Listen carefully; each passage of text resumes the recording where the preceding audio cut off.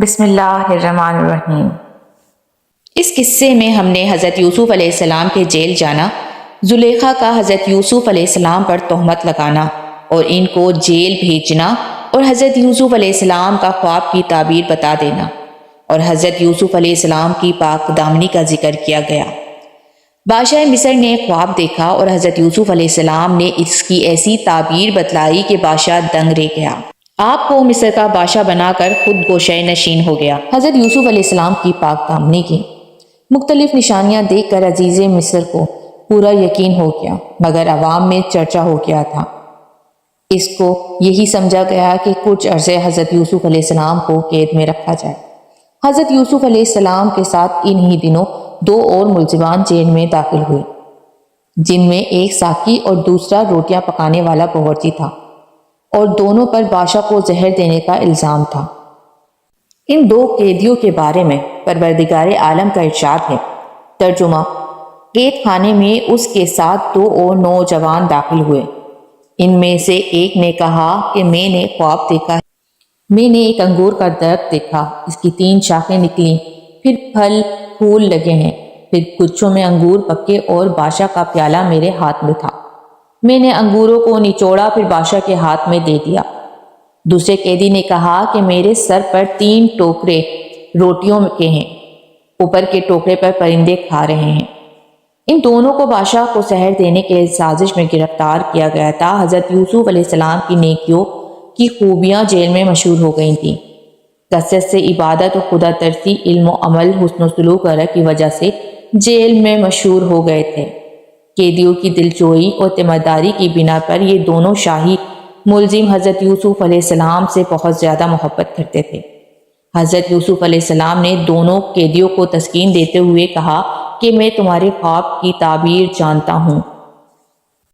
اس کی تعبیر ہے کہ تم میں سے شراب پلانے والا ایک شراب پلایا کرے گا اور دوسرا مجرم قرار پا کر سولی پر چڑھا دیا جائے گا، اور اس کے سر کو پرندے نوچ نوچ کر کھائیں گے، اور جس بارے میں تم پوچھتے تھے وہ اسی طرح مقدر ہو چکا ہے۔ چنانچہ ایسا ہی ہوا، اور جب وہ دونوں خدمت اقدس سے جانے لگے تو جس پر رہائی کا گمان تھا، حضرت یوسف علیہ السلام نے اس کو فرمایا کہ اپنے آقا کے سامنے میرا ذکر بھی کرنا کہ ایک آدمی بے قصور جیل میں ہے، اور اس نے بھی وعدہ کر لیا۔ پھر حضرت یوسف علیہ السلام کا فرمان شیطان نے اسے بھلا دیا۔ حضرت ابن عباس رضی اللہ تعالیٰ عنہ فرماتے ہیں کہ حضرت یوسف علیہ السلام کے قید خانے کی مدت 12 سال تھی، اور حضرت ضحاک رضی اللہ تعالیٰ عنہ فرماتے ہیں کہ حضرت یوسف علیہ السلام قید خانے میں 14 سال رہے۔ بادشاہ مصر کا خواب۔ تفسیر حقانی میں ہے کہ بادشاہ نے اس طرح خواب دیکھا تھا کہ 7 موٹی اور خوبصورت گائیں نکلیں اور نسیان میں چرنے لگیں، پھر 7 گائیں بشکل اور دبلی دریا سے نکلیں اور گھاٹ پر آ کر کھڑی ہو گئیں۔ ان موٹی خوبصورت گائیوں کو کھا گئیں۔ بادشاہ بیدار ہوا، پھر سو گیا۔ دوبارہ پھر دیکھا کہ سبز اناج کی بھری ہوئی 7 بالیاں ہیں، ایک ٹہنی میں ظاہر ہوئیں، پھر 7 بالیاں پتلی اور خشک نکلیں، پھر ان میں ہری بالیوں کو کھا گئیں۔ صبح کو بادشاہ گھبرایا ہوا بیدار ہوا، مصر کے دانشمندوں سے اس خواب کی بابت دریافت کی۔ دانشمندوں کی سمجھ میں تعبیر نہ آئی، تب ساقی کو حضرت یوسف علیہ السلام یاد آئے۔ پھر ساقی نے اپنے خواب کا معاملہ بادشاہ سے کہہ سنایا، اور بادشاہ نے ساقی کی زبان سے پہلے بھی کچھ جملے حضرت یوسف علیہ السلام کی تعریف میں سنے تھے۔ پھر تعبیر کا معاملہ دیکھ کر ان کے علم اور دانشمندی اور جلالت قدر کا قائل ہو گیا، اور انتہائی اشتیاق کے ساتھ کہنے لگے کہ ایسے شخص کو میرے پاس لاؤ۔ جب بادشاہ کا قاصد حضرت یوسف علیہ السلام کے پاس پہنچا اور بادشاہ کی طلب کے اشتیاق کا حال سنایا، تو حضرت یوسف علیہ السلام نے قید خانے سے باہر آنے سے انکار کر دیا، اور فرمایا کہ اس طرح تو میں جانے کو تیار نہیں ہوں گا۔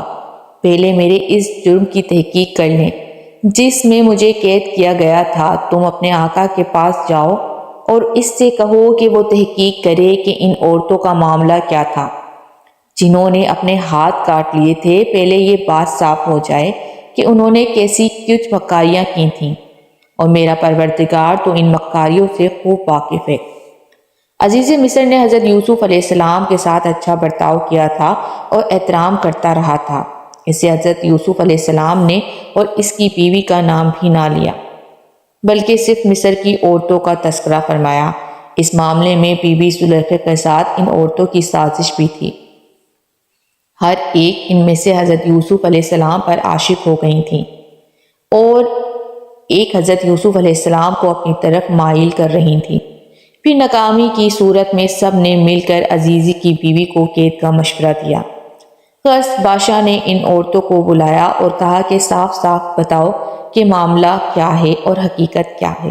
بی بی زلیخا نے جب دیکھا کہ اللہ تعالیٰ کی کامل مدد و نصرت حضرت یوسف علیہ السلام کے ساتھ ہے اور اللہ تعالیٰ نے انہیں جیل خانے میں رہتے ہوئے یہ عالی مقام اور مرتبہ عطا کیا، تو وہ کہنے لگیں کہ حضرت یوسف علیہ السلام بے قصور ہیں، سارا قصور میرا ہی ہے، میں اس بات کا اقرار کرتی ہوں۔ حضرت یوسف علیہ السلام کو جیل بھیجنے کے بعد زلیخا اب حضرت یوسف علیہ السلام کے دیدار سے بھی محروم ہو رہی تھیں اور پیشیماں بھی تھیں۔ آپ علیہ السلام کے دیدار کے بغیر عشق انتہا کو پہنچ گیا تھا، اس لیے اپنی ذلت اور رسوائی کی پرواہ بھی نہ کی اور معاملہ صاف صاف بیان کر دیا۔ حضرت یوسف علیہ السلام کی عصمت اور پاک دامنی اور صداقت اور طہارت کے معاملہ تہمت لگانے والیوں کی زبان سے واضح ہو چکا تھا، چنانچہ ظاہر ہو گیا اور شاہی دربار میں مجرموں نے اقرار جرم کر کے بتا دیا کہ حضرت یوسف علیہ السلام کا دامن ہر قسم کی آلودگی سے پاک اور صاف ہے۔